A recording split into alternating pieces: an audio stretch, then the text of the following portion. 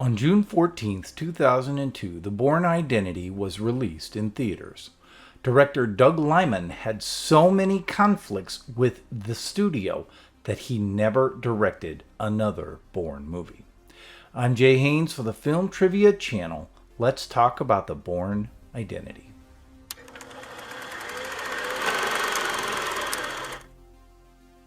In The Bourne Identity, Matt Damon plays a bullet-riddled man suffering from amnesia who is picked up by a fishing boat.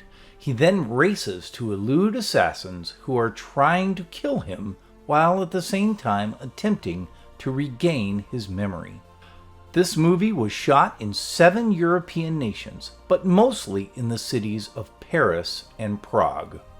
34-year-old director Doug Liman was tapped to direct the movie adaptation from the novel of the same name by author Robert Ludlum.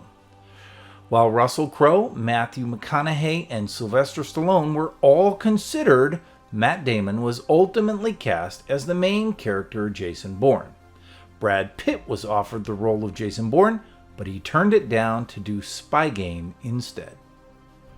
Almost immediately, there was friction between Liman and the studio.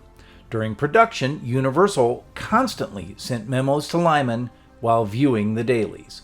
One memo urged Liman to consider using a montage accompanied by suitable wrap-up music to introduce the final act, quote, like Tony Scott shoots.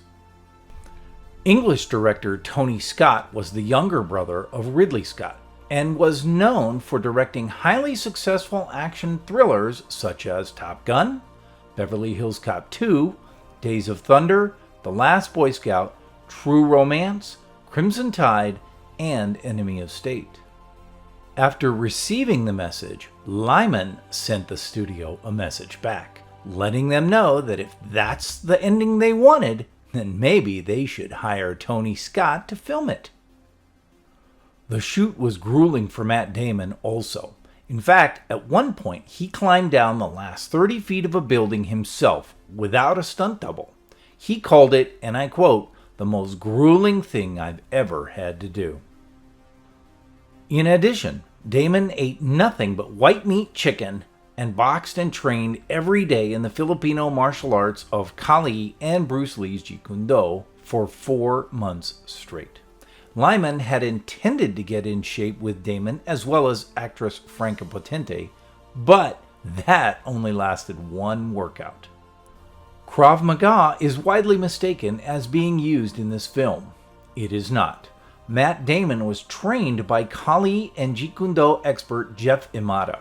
The film's uncredited fight coordinators are Damon Caro and Jonathan Iosbayo. Both are trained in Kali and Jeet Kune Do, and neither have trained in Krav Maga. This entire fight alone was rehearsed over the course of 2 months. The scene was shot in 3 or 4 move sequences with no stunt doubles used at all. In addition to the fight training, Matt Damon went through hundreds of hours of gun training so he'd look comfortable holding a firearm. The red bag that Bourne uses in the consulate is now owned by Adam Savage of Mythbusters fame and still contains all the props that Jason Bourne pours onto the desk in his house in Paris. The name Bourne came from Ansel Bourne, a preacher in Rhode Island.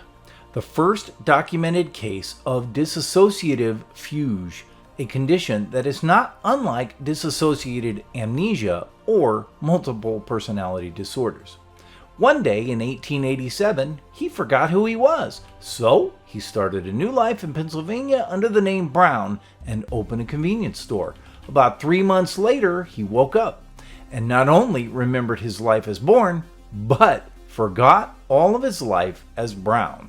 Needless to say, he was quite confused as to why he was in Pennsylvania.